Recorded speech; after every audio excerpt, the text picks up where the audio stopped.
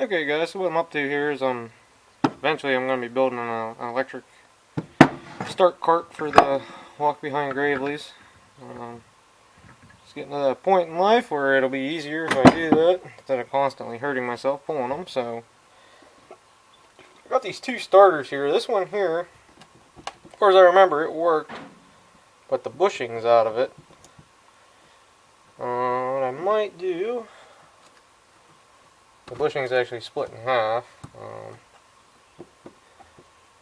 just going to push what's left of the bushing back in just to test it. This was actually the original starter on my, I see it has this white paint mark here, off of my 70 C8, which has a utility scoop on it right now. So I think that was why I took it off, was that bushing. I had another one I put on there and blah blah blah. Let's see. So yep, that seems like a good starter yet. So I'll go and order a bushing for that. And the gear that's on it looks a little worn. So gotta see this starter here. This starter here, I don't remember where it came from. Looks like it's awful rusty. Looks like I put one of them snap over pins in it just to keep the gear on there.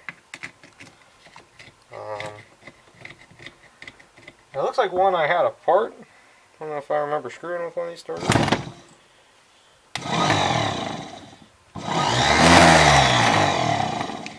Seems like it's a good starter too.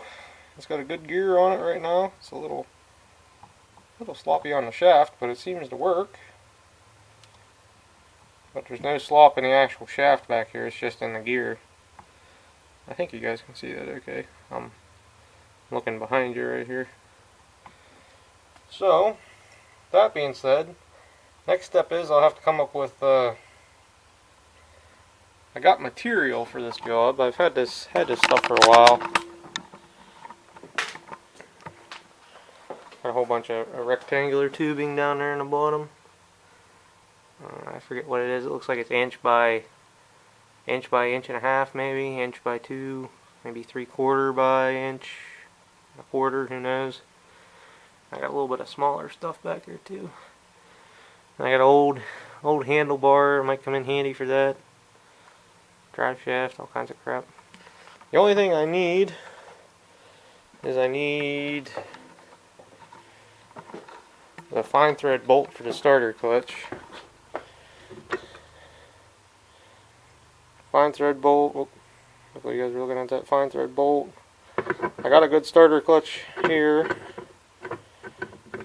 I got a bunch of junk starter clutches floating around. I found there's one in the bottom drawer down here, 2 over there in them bins. I didn't even dig through the bucket. There might be another one in there. And I probably got bunches of them floating around here because starter clutches go bad and the cams wear out, and I just never take them apart. My press isn't at home. Obviously, it's at work, so it's hard to take them apart. At work, I ain't got no time. So, anyhow. That's going to be first part on this, and then I will, like I said, I'll come up with a design. This was just seeing if I had a starter that was any good floating around. And we'll get back on this, because I got random tires, there's rims floating around, and we make something work. So, alrighty, till the next segment.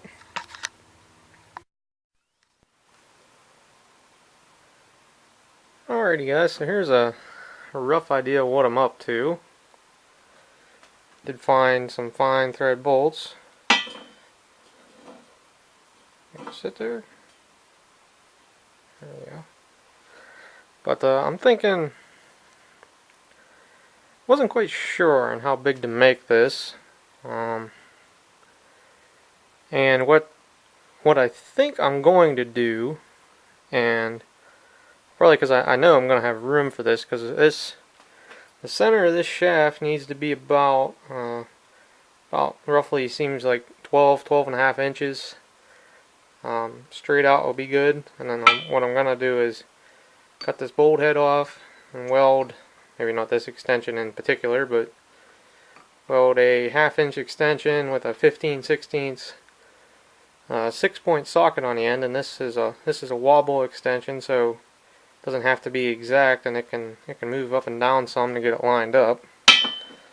You know, depending on what tractor, what attachment, gear reduction wheels, flat tires, whatever.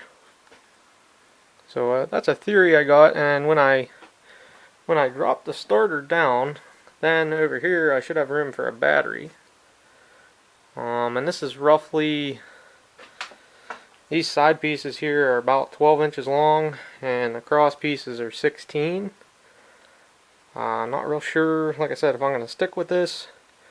For right now, they're just haphazardly tacked together. I'm welding off barn power, which isn't enough to really fully weld, but it's good enough for tacking.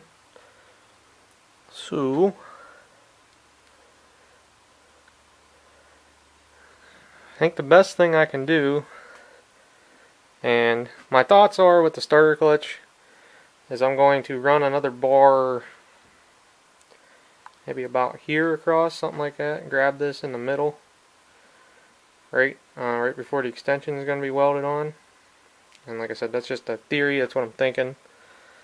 These are 5/8 bolts, so 5/8 pillow blocks should work good.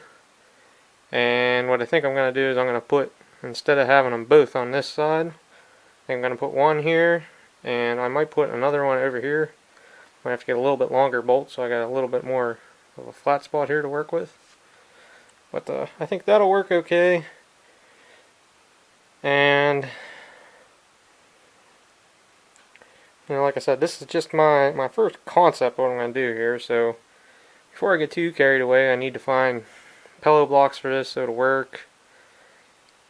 And once I get the pillow blocks, then that'll set the mounting height of this, and then I can play with the height after that, whether I end up putting an axle through here or it needs to go underneath and raise it up some. Then once I figure out what I'm doing there, I can figure out what tires I want to use. Because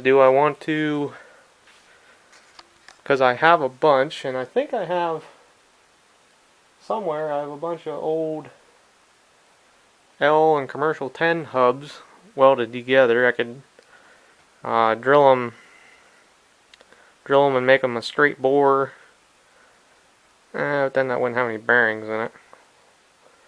Yeah, I could do that, either that or sulky rims and tires. I think I have a couple sets of those floating around the building. So, okay, it's kind of, like I said, the design sort of half-ass mock-up phase, and get going. I haven't physically done anything that couldn't be reverted back except for this 4 pieces of steel, which, as you guys know, I don't have anything in that. So I will stop it here, and when I get the pillow blocks, continue this project and see where I end up going. So later, guys. I'll mention on the end of this, I think I'm gonna do a Ford starter solenoid, and then we'll just have like a little push button up on the handle. Might even use can't use a normal handlebar shut off, unless I use that to complete the ground or something. It'd be live all the time. I don't really like that idea. I don't know, I'll figure it out. Alright guys, thanks for watching. We'll see everybody later. You guys might get a laugh out of this. I forgot I bought these Harbor Freight calipers. It also does fractions by inch. I was trying to see if these were the same size or not, and they are real close. So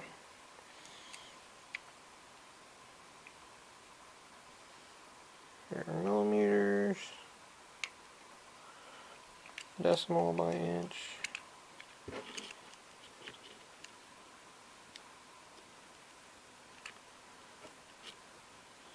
So if I'm reading this right, be 625. Looks like my battery's going dead in this thing already. Maybe not. Looks a lot brighter on camera, I'll tell you that much. So 625.5. Oh no, 625.5. And this...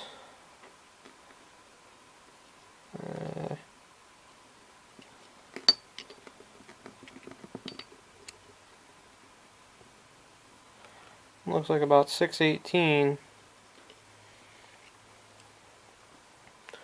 So that's within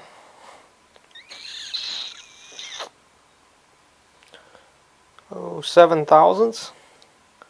So set within 7 thousandths of 5/8. So 5/8 pillow block would work on there too. And the nice thing is even once I weld this on here, and this was the reason I did this, is I can still unthread this from the starter clutch, and you know, if I ever bend this shaft or screw it up, I can change it. That was one of the thoughts I put into this. I mean, obviously I'll put vice grips on it or something and take it loose, and I only have one bolt back here, but I can still do it. So that's kind of what I wanted. Alright, this should be it for it. This should be it for this part, and on the next one, hopefully I'll have me some pillow block bearings, and we'll carry on. I'll have to cut the head off of this and grind the gold coating back so I can weld it, and I'll have to either take the welder back to the barn, or or I'll weld off the gen set out here. One of the two. So, alright guys, thanks for watching. See everybody later.